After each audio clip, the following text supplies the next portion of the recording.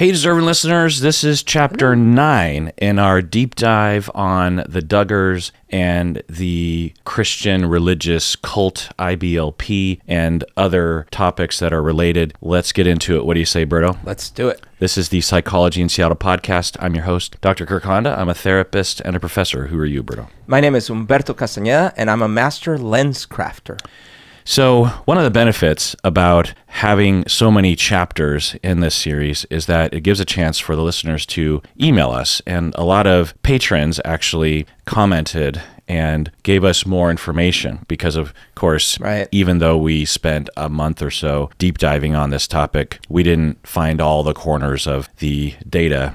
So there's some really good data. And I can't confirm whether or not these points are accurate or not, but they have the feeling of accuracy anyway. So they feel accurate. We have patron Raquel commented on Patreon and said the following thing. They say, when Josh was a teenager, he was caught looking at pornography. During that time, he was working on a campaign, and the politician, who was not his father, the politician lost. And they believed, the family and the community believed, that the politician lost as a punishment from God because Josh was looking at porn. Wow. Okay. Have you ever heard of those kinds of perspectives? Yes, certainly about like punishments like that based on bad behavior. What I think is a little novel is the transference of punishment. Someone on your campaign, a teenager on your campaign, caused your loss. Yeah. Like if anyone working on your campaign out of 100 people.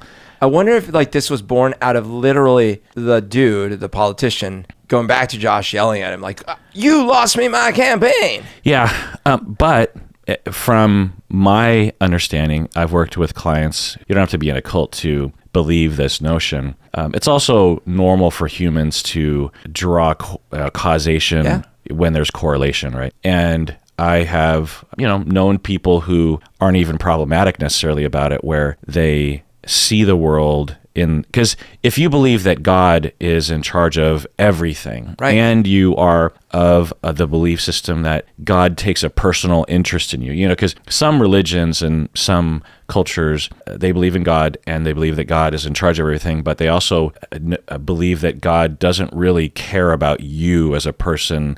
You don't have a personal, there's a contemporary sense of Christianity where when you're praying, it's like God or Jesus is sitting right there, paying attention to you, and is literally with you. Always watching you, is always helping you along. Yeah, is very interested in you. And thus, if something bad happens to you, then they punish the ones that are not you, but that are related to you. Right. And especially if you're in a cult that's talking about how the secular world and all of their aids and their riots, it's because God's punishing them, right?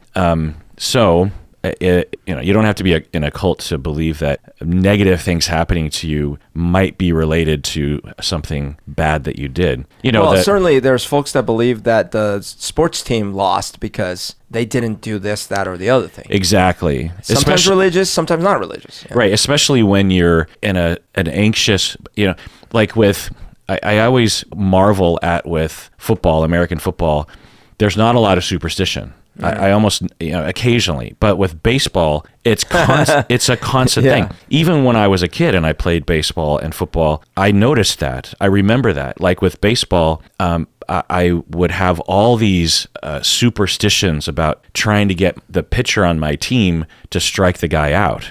Okay. And in football, I don't ever remember. In fact, I as a fielder, as a shortstop, I remember I had this routine where I would use my fingers. I don't know if I've ever said this out loud. I would take my fingers and I would sort of draw a box around the pitcher, thinking that sometimes that helps. That helps. Sometimes that does help. So I think the factors are that with baseball, it's so much more random. Well, but it's also boring as hell because there's so much just standing around when you're playing baseball, particularly when you're in the dugout, right? But with football, there's no time for that. Right. You're in a constant state, or soccer, for example. You're in a constant state of activity. You don't have time to think about superstitions. That's probably a factor. And like I was saying, like with football, when there's definitely obviously random chance and stuff, but like the action is such that you're gonna a person is going to pass to that person, and then they're gonna run. In baseball, I'm gonna throw a ball, and it may or may not land in this area, right? And then you may or may not hit it, and if it does hit, it may or may not. Right, exactly. I thought the same thing, that a pitcher can try to throw the same ball 10 times, and 10 different things will happen. The same hitter will go up against the same pitcher and try to get a base hit, and only a third of the time that'll happen. So it feels a lot more random. So I think that there's a tendency for people to start drawing those kinds of connections. And if you're anxious is another thing. If you're very anxious about the outcome, I think that, and research shows that increases your likelihood of seeing magic where it doesn't exist. Well, and if you don't draw the box, I mean, yeah. How's it supposed to work? So they believed that the politician lost because Josh was looking at porn. Because of this is Patron Raquel. Because of this, they sent Josh away to live in solitude to dig a pond. They used an analogy that the weight of the pond would symbolize his sins. They shaved his head, and he was not allowed any contact with anybody except for when he had meals delivered. Jim Bob, the father, and Jim Bob's brother, John David, would occasionally visit him, but that was it. Wait, what you're telling me is that when teenage Josh looked at porn, he was remanded to essentially a little prison with hard labor and almost no contact. But when he repeatedly violated people, we just like had him talk to the priest or something. Yeah.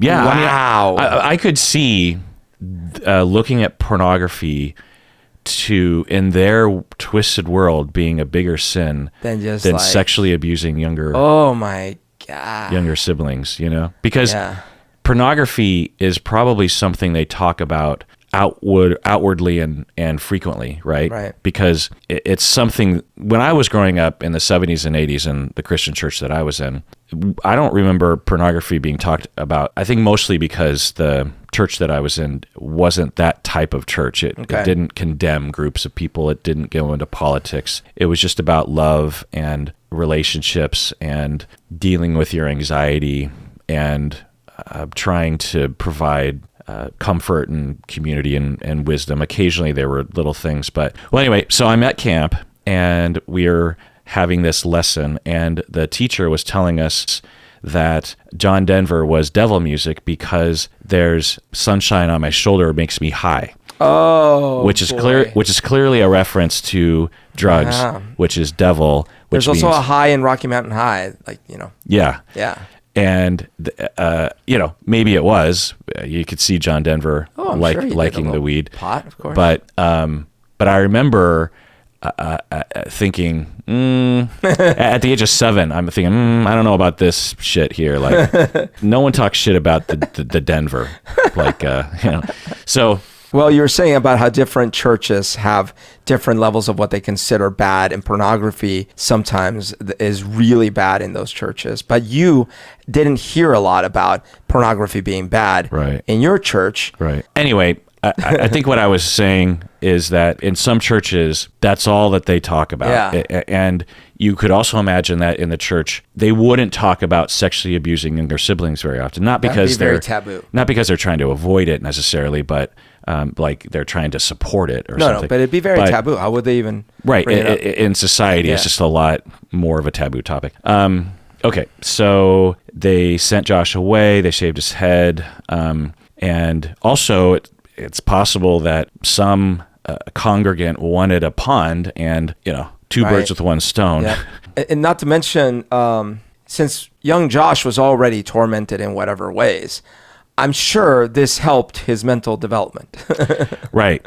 Making it more busted up inside of him. Right. Sexuality. Regarding his very normal impulse to engage in sexuality. Right. Yeah. Going on with the email or the comment. In addition, every Sunday at church, they would give a Josh update about how his punishment was doing. Oh my gosh. Yeah. What? I mean, it's a church sanctioned intervention. So yeah, but why was it so public? well, I mean, I don't think there's a lot of things that aren't public when you're in a cult like that, a small group like that. This took place around the time the special 14 Kids and Pregnant Again was filmed. This is their first special. Okay. You can even see Josh's shaven head in one of the scenes. This was not a one-time behavior or incident for Josh. This was a chronic behavior that happened over and over again that the family continued to ignore, and they worsened it by their approach to it. Yeah, I mean, it's hard to know if they worsened it, but it wouldn't be hard to hypothesize that. I believe there was even an instance of molestation that happened in front of other family members where one of the sisters was sitting on his lap and he molested them. Oh my gosh. So that's a very common story that I've heard from people who will molest children, is that they will get more and more bold. Oh. Well, when I also think that there's something about being abused destroys your sense of boundaries, proper boundaries. Like when I got back to Colombia when I was 7, this was after I had experienced abuse. I was in a car ride with a little friend of mine who was 8, and she was like, we were kind of liking each other a little bit. But at that age, what you expect is maybe you hold hands, or at most, right? We were in the car ride, and I started putting my hand down the back of her pants, like with adults and other people. Like, it was dark because it was nighttime, and she immediately looked at me like, "What are you doing?" And I stopped, and I was like, "Oh, I don't know." And then that was the end of that interaction. But I literally didn't know what I was doing, and also I didn't care we were in a car with other people. Well, right, because this is what was modeled to you, that when you have feelings for someone, you just invade, and you touch, right? And that's okay, and might even be what your abuser might have wanted you to do things like that, right, along those lines. And then you can imagine that for you, because you had this normal impulse to connect with the 7-year-old girl, you had this proto-romantic feeling, if you will. And because of the influence from the abuse you went through, you took action upon it, and you got chastised, and you probably felt really bad and weird. And mostly confused. Like, Yeah. certainly I'm sure I felt bad, but in my head I was like, oh, I thought, wait, what? And no one was there to guide you No. with it. And that could really set things in motion, Right. depending, right? Like you could imagine Josh might have had something similar to that, where he was influenced in some way when he's younger. He starts to act on some minor impulses. Maybe with his sisters, as we've talked about before, because he is not allowed to talk with peers, Right. girls, and he's homeschooled, so he doesn't see many of them anyway. But maybe at church, and there's all the Nike and the eye traps and stuff. Oh, by the way, Oh yeah, someone explained what Nike was about. Yeah. That's like, look at your shoes, look at your shoes. Right. So Patron Jessica pointed out that on Patreon that Nike meant to look down at your shoes. Right. So you look down at the Nike. So in my head, because Nike is a ancient Greek figure, right? Yeah. That I thought maybe it has something to do with the Bible, because the Bible was written in around the same time. But nope, it's just the fucking shoes. it's just shoes. But like, I'm trying to figure out. So are they saying if you're in public and you see some? But why not like check your laces or something? Like, oh, your laces aren't tied. But when would they say Nike? Okay, so if they're in public and someone wearing attractive or revealing clothing, So a woman. non-cult member, right? When a woman walks by, because it's all about not tempting the guys. The women don't matter here. If a woman wearing attractive or revealing clothing walks by or is visible, it was the women's responsibility to yell, Nike, Nike, to alert the men, to let them know, give them a heads up. It's the women's responsibility. I wonder how Nike feels about that. Just like free advertising. The God? And then Patron Ed, good old Patron Ed, reminded us that the phrase was eye trap. Oh, right. I also saw that. Yeah, eye trap. Right. They're eye traps. Yeah. That's really great detail that Patron Raquel gave us. We could imagine a lot of other things happening along these lines with Josh, but we would never know about it because... Wow. So another email that I received recently is a very serious email. So I want us to take it really seriously. Anonymous email. Just one sentence, no punctuation. You and your friend are obnoxious. Oh, sorry.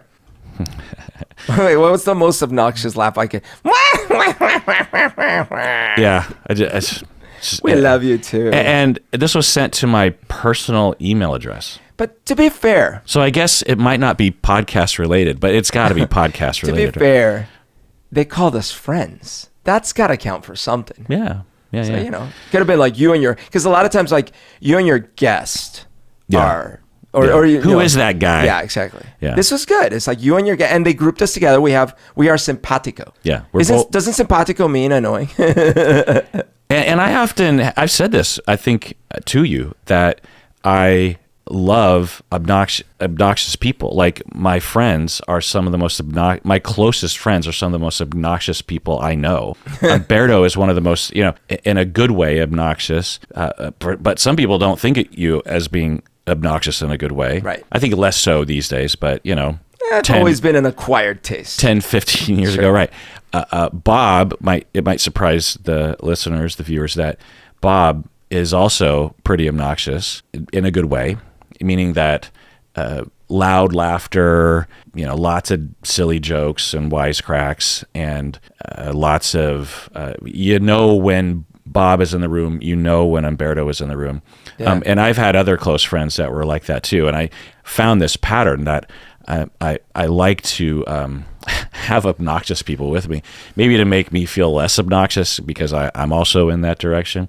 But also the other phrase that I would use is that, other than obnoxiousness, is that you're not boring. Like you do things, you say things. Well, that's the key. Is I think my behavior that is polarizing might also be a defense tactic for me to not spend time with people that are boring. Yeah. Right? Because it pushes them away. Yeah. It's like, well, okay, then cool. We probably weren't meant to. Yeah. Yeah. Because, the opposite of obnoxious along my lines for this dimension is someone who is very blank and bland and never says or does anything that is challenging or interesting or risk-taking or anything. And I want to live life, and a part of that is having super obnoxious friends like you, such that it's accurate when a random person somehow finds my personal email address and emails. They got many things right. You and your friend are obnoxious. Obnoxious, yeah. Yeah,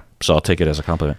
But now I feel hurt, so now I'm going to be very mild and bland. Oh, God. Patron Stefan says, regarding the letter that Kaeleigh wrote and was discovered in the book, there was a detail that I think is interesting. Kaeleigh released a video regarding the letter after Josh was convicted. That was earlier this year, right? Or maybe last year, depending on what he's talking about. Kaeleigh said, as a writing exercise, she wrote the letter to her favorite author, a Christian writer. So she wasn't meaning to ever send it. Right. It was just a writing exercise. The letter was meant such a topic, right? Like, man. The letter was meant more as a composition practice, and it wasn't intended to be sent. So she was very forthcoming in it in a way she probably wouldn't have been otherwise. It sounds like it was written right after they cut off the betrothal between her and Josh. So it was probably a reaction to the explanation she had been given as to why the betrothal had been broken off. And Josh may have confessed to her to some degree as part of his punishment, which you could imagine. Right? She stuck it in the book and forgot about it. Then the book was put in a bunch of other books as part of a church book swap where they would borrow books from each other, knowing that they would be appropriate to read. Oh, so they've already been vetted by other members. And that's how the letter was leaked. Whoops. Yeah. It's essentially what we were saying, but it's a little more detail. I gotta say, more power to the fact that she wrote the letter. However, there must have been, at least subconsciously, some additional parts of it. Because, first of all, a writing exercise, we're like, oh, I wonder what I should write about. Oh, I just witnessed those 2 double murders yesterday. Maybe that's a good topic for me. Yeah. And then, but I'll keep the letter, and I don't know, I'll put it over here. Yeah. No one can find a letter in a book. Yeah. So I feel like, again, and I'm good that she did. It's just, there must have been more to it. Right. Unless she's generally flaky like that. Yeah. It's essentially a really whiz bang of a journal entry, Yeah. and to just put it in a random family book in the family library. Literally burying the lead. And forget about it, That's not a typical thing that you would do. But right. Patron Patricia wrote in and said, Bill Gothard specifically taught, the cult leader, Bill Gothard, specifically taught that women should gaze adoringly at their husbands. I saw that comment too. So that others who see it would think highly of the husband. Right, like psychological imprinting. Yeah. If, without words, if this person is looking at him like that, there's something worthwhile about this person. And, I could see it working on people, actually, right? But not working on you and me, because it has the opposite effect. Right. It's like, what is happening? I'm scared. I feel like you would only be doing that if you felt forced to like do the that. questions that come up, wait, is he a monster? Yeah. Right, like the opposite of what you exactly. want.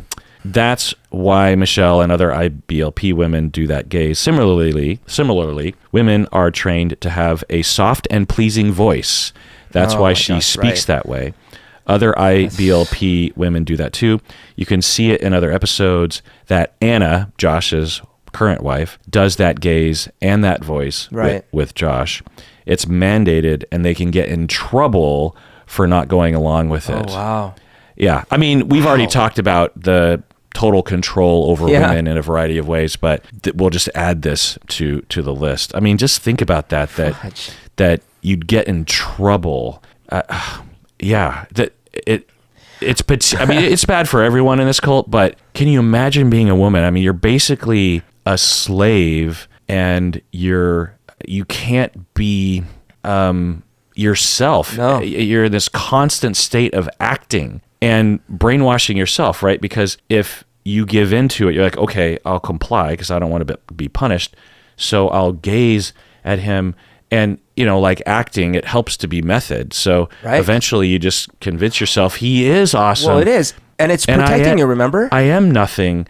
And he's so smart. And the umbrella is protecting you. Right. So it's real. It's like, that's right. If I'm under the umbrella, I am safe. Yeah. So I need to prop up the umbrella. Yeah.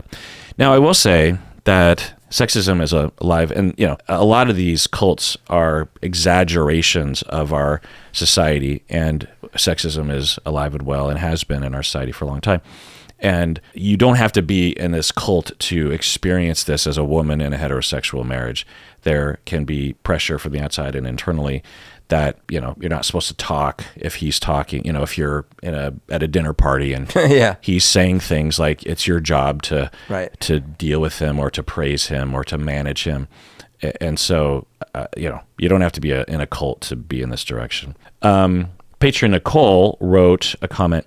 The term quiverfull comes from Psalm 127, quote, like arrows in the hands of a warrior are sons born in one's youth. Blessed is the man whose quiver is full of them. They will not be put to shame when they contend with their enemies in the gate. So what do you think about that?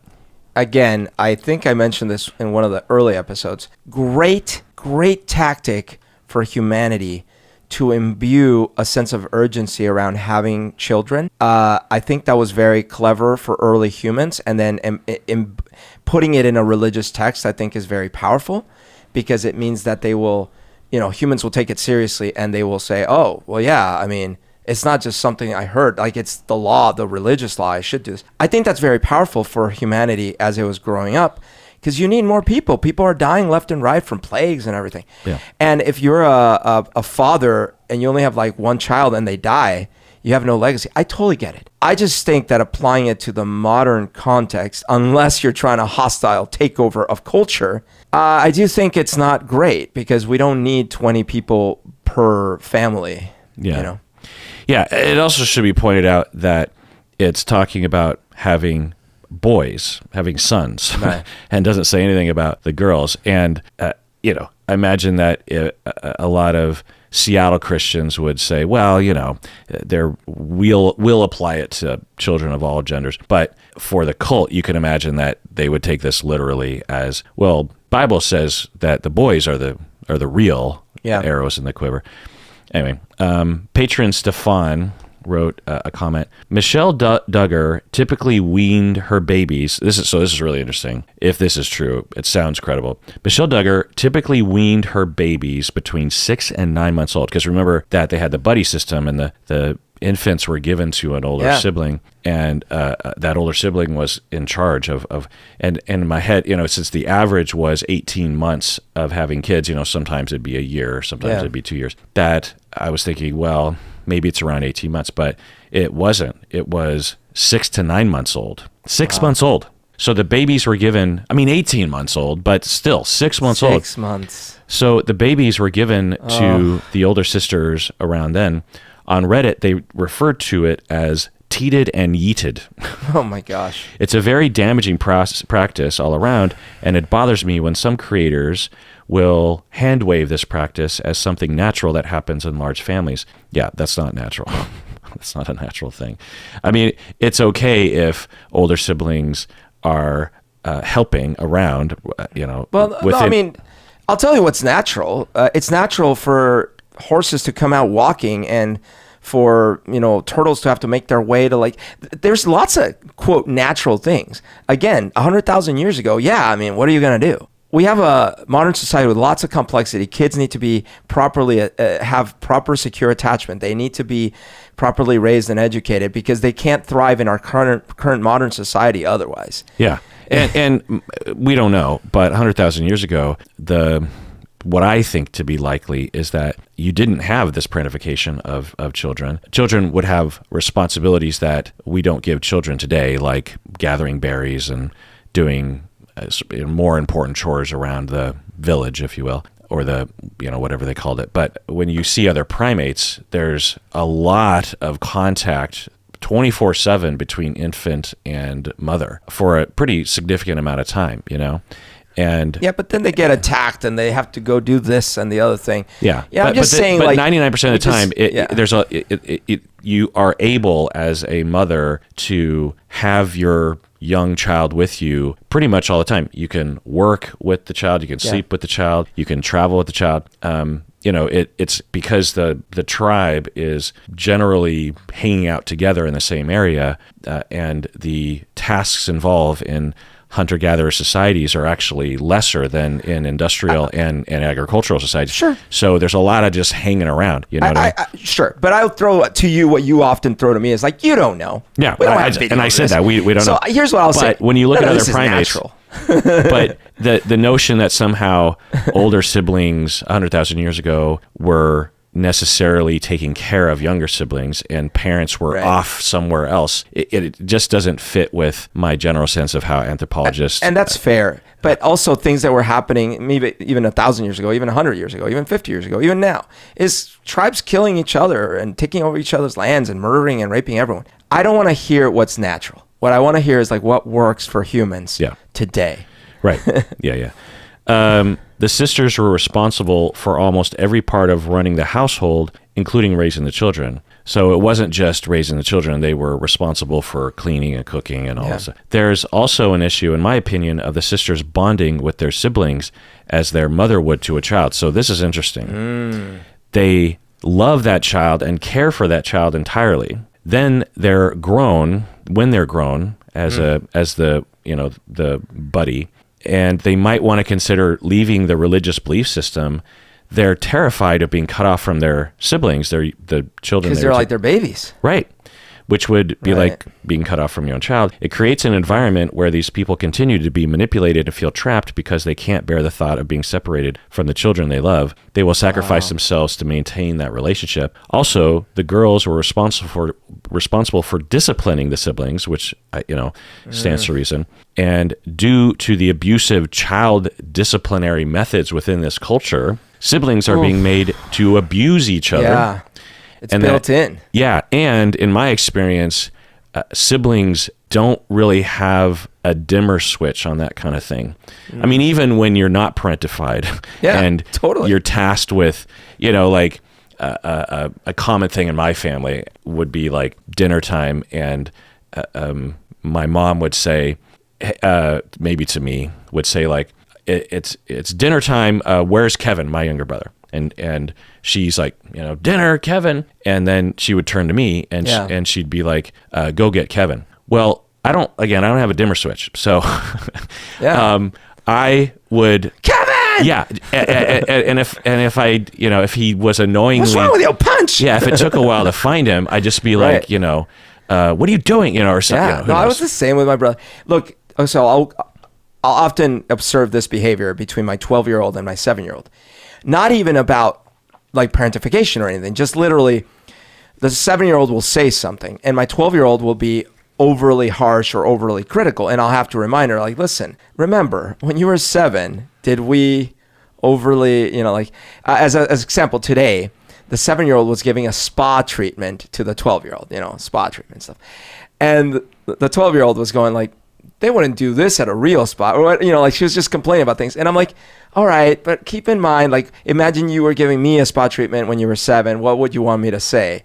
She's like, all right, Yeah. So it's stuff like that where they don't have the awareness of how to treat a child properly. Well, and they're children who have insecurities and lack experience and emotional regulation and are frequently seeking any evidence that they are smarter or more capable than other people, and younger siblings are very easy targets for that comparison, right? Totally. So when one thing I can't even imagine how they would handle it is when these little kids are in that 6 to 9 months, and then 1 year even, they have unexplainable tantrums in the middle of the night. They have like really hard moments that as an adult is so trying, so nerve-wracking. So like, I don't know what to do. Right. What is a 12-year-old, that 8-year-old supposed to do? Right. I mean, I didn't get a sense of exactly what age, but yeah, I think 8 to 12 would be a good guess. Maybe younger. I don't know. Yeah. Also, the girls are responsible for disciplining the siblings due to the abusive child discipline of that culture. Siblings are being made to abuse each other. Jana Duggar, I think that's the oldest sister, I think she's just below Josh, was known as the disciplinarian in the family. Oh boy. To the point that if children were misbehaving, they would threaten, do you want me to get Jana? It is so harmful. Yeah. So thank you, patron Stefan, for alerting us to that, because, I had the broad strokes on that, but to hear it laid out like that is... it really just drives home, because I remember thinking and maybe saying, it's like, well, there's nothing inherently dysfunctional or harmful if an older sibling is helping out. But it sounded to me as if it was way too much responsibility, but I didn't have a sense of the specifics. Yeah. And I think now we kind of do. Anonymous patron wrote in and said, I grew up in the Quiverfull movement. I was homeschooled. I was one of 9 children, etc. I feel like what people don't understand is the complete control that is exerted over the grown daughters in this community. Oof. I helped raise my younger siblings, and from a young age, I was mistaken for being way older than I was. I've never actually made that connection until I listened to the podcast where you talk about parentification. Right. I had friends who were also parentified. When we were 10 years old, I remember talking to my friends about how we were mistaken for being 18 years old by people, by people outside the cult. We thought the crazy outsiders didn't know how children should be acting, because it's like, how come all the outsiders think we're so old and mature? They must be raising their kids wrong. Right. Instead of 10 is young, like you should be 10. Yeah. Childhood was downplayed in my community. We weren't supposed to act like a kid. So that's interesting that we've heard things along these lines, but from this, it sounds like it was all encompassing. Like if you just had a childish interest or an impulse, think about your 7-year-old, or maybe your 12-year-old is probably a better, what does she do that is very 12, you see her friends, what are the things that they do? You're like, oh, you're 12. What are those things? One example would be, so first I'll say the things that, and this was very frustrating when she was first turning 12 because she was just 11. What they don't do is a lot of imagination play. Like they are no longer playing with Barbies. My daughter plays with Barbies with my 7-year-old. But when she gets together with her 12-year-old friends, they're not playing Barbies. They're not pretending to be in magical school. But they are doing things like they want to start a business together. So like her and one of her friends, that they're starting a business together. And the 12-year-old thing is like they have no conception of what the complexities are. And when I try to kind of explain, it's like, I don't want to hear it. Like, we're doing our thing, right? That's pretty typical. Another thing is like the irresponsibility. What kind of businesses do they? Like she wants to start, well, I mean, and I totally support it, of course. Her and her friend want to do a business where they draw pets for people. Like the people send them a photo and they draw the pets. Great idea. I mean, they could literally enact. And they could totally do it. Yeah. Right. But I was just explaining, like, because they want to go and sell it at like the farmers market and stuff. I'm like, cool. So here's what you might have to do. I'm like, we'll get there later. You know, I don't want to. You got to start a LLC. Yeah. The other thing is like irresponsibility, where, you know, I'll be like, okay, so here's what you need to do. You need to, you know, get dressed, unload the dishes, feed the dog. Right. Okay. Just a minute. Okay. A little later, like, hey, you're still in your jammies. You didn't unload the dishes. You didn't feed the dog. Oh, I totally forgot. I was reading. I thought you meant later, you know. That's like so typical. And I was the same way, you know. It's like just an age thing where you can count on them for things, but you got to remind them. You got to like, you can't fully depend on them. Right. Because they're children. And so if you're like, take care of the baby. Wait, did you take care of the baby? Right. So imagine the punishments that would be, you know, brought forth, not only from parents, but even from Jana, the older sibling, right? And also imagine if you went to her, you know, her and her friends, say they're all in this cult, and you said, you know, this is childish. You should be doing your chores. Right. Stop acting like a child. You're 12. Right. And or how you actually try to involve yourself, you try to encourage it a little bit, right? You go like, well, maybe this, or you might say things that are just like, wow, that's a really great idea, even though you're thinking, well, it's not, but you know, they're 12. Well, imagine if you're in this community, it sounds like if your daughter was doing this, they would have shut that down years ago. It's like, hey, no, grow up. You don't understand how things work. Yeah. Plus, you have to do your chores right now. Right. I don't want to hear anything about blah, blah, blah. No imagination. Blah, right. Blah. We were taught that adolescence was made up by the world, you know, secular world. Teenagers were expected to get married and have kids and were providing childcare and household help from early on.